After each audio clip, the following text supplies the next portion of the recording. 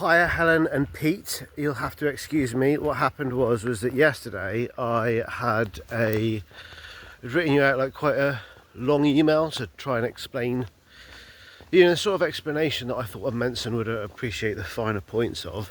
And then when I went back to the draft this morning, it wasn't there. It just all been deleted, which is rather frustrating.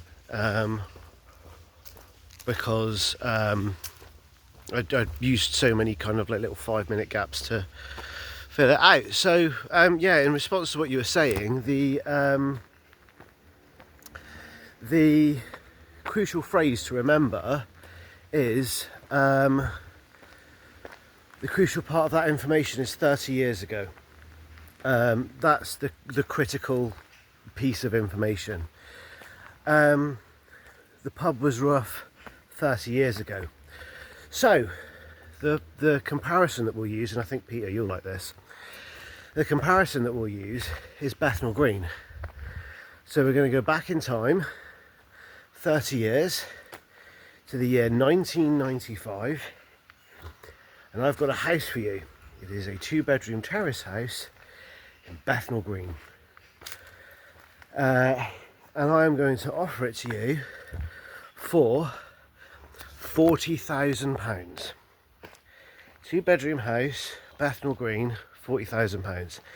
Now, it's obviously a very, very rough area, massive levels of deprivation, poor social cohesion, problems with drugs and organised crime, a very the house is obviously run down, the neighbourhood's a bit run down. 1995 is the key time to remember. So £40,000 for that house. Do you know what, Ben? It seems like a bit more trouble than it's worth. Fair enough. Fair enough. Fast forward 30 years to today, 2-bedroom terrace house in Bethnal Green. Look it up online, I did. £1 million. That is how much a 2-bed terrace in Bethnal Green goes for today. £1 million, which I think is just absolutely bananas. Yeah, so it's like if you look at the change in 30 years, the same is true of pubs. You have pubs that are your dark triad of football pubs in Exeter. So that's the Bowling Green, the Duke of York and the St Anne's Well. None of those get trouble at all. The Duke of York sometimes gets a little bit of bother, but other than that, they very, very rarely see trouble. The pubs are very different now. If somebody hasn't been to a pub, they might think, oh, I'm going to go to a pub and all I do is sit there with a pint and somebody's just going to randomly start a fight with me. Pubs aren't like that, and they haven't been like that for years. The world is generally a safe place, a very safe place in the Western world. You're not going to come across any trouble. You would be surprised as to what efforts they go to make sure that trouble doesn't happen. And the Bowling Green would be a prime example of that. I suspect that Mount Radford probably would have been rough about 30 years ago too, but it isn't today. And that's a key point to remember. Go out, enjoy them. Do what I did, do every pub in Exeter. You're retired now. Go out and enjoy it. Don't keep yourself locked in. The beauty of the world that is out there is just phenomenal, and we live in one of the best countries in the world at one of the best points in history. Gorge on that. The only place that I would suggest not going to the pub is Topsham.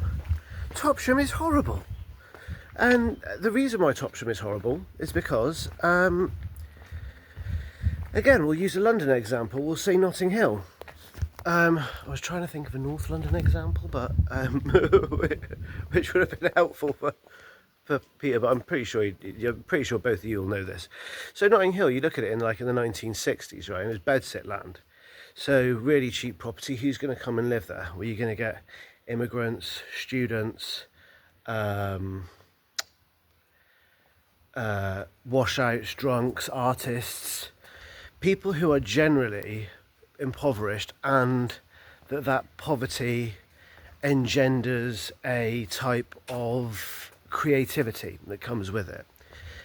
And so these give an area like a lot of vibrancy. So rich people, seeing how vibrant the area is, think, oh, do you know what, I would love to live there. Trendy Notting Hill. And so they decide to move into the area, push the house prices way up. I haven't even looked at the price of a 2-bedroom house in Notting Hill, but I think we both know that it's something that I am never going to... It's more money than I would make in a lifetime, I think. Which I don't mind, but... No, it genuinely is more money than I would make in a lifetime.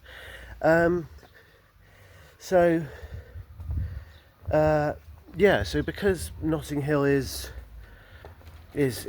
like that, it pushes out the creatives, it pushes out the people who give the area its vibrancy, and so it just becomes another bland, generic suburb with actually not much about it. And the same is true of Topsham. Is that, you know, who used to live there? Well, transients, boatmen, skippers, ladies of the night.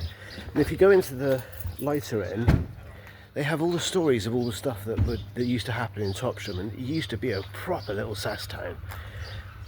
And then you notice that exactly the same thing has happened. It's pushed out those people who gave the area that particular level of vibrancy. So it's a nothing town. I'll share with you the post that I had of the Salutation as a pub, because it's horrendous what's happened there. It's absolutely horrendous.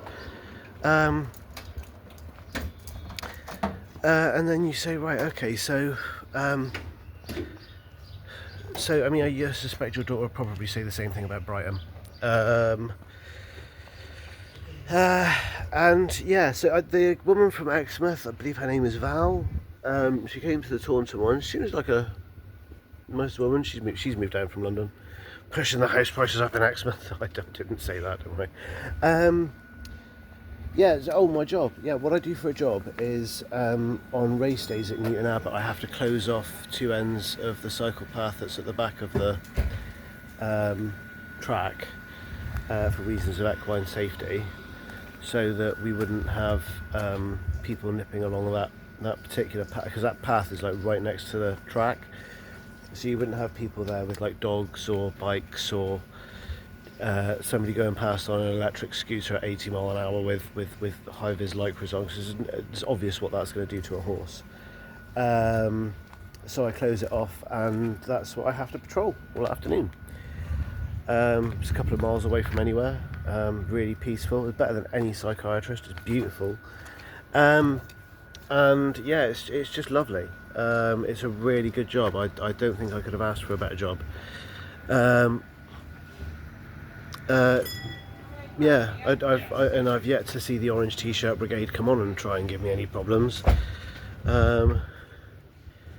Yeah. Oh, also, Emily Davison, who supposedly threw herself under a horse at the Derby, that's not what actually happened. If you view the footage, she was trying to stick something onto the horse and got pulled under it, which is an example of poor safety at a racetrack, which is exactly why I do the job that I do. Anyway, best wishes. Sorry I couldn't have been there. Hope this makes up for it.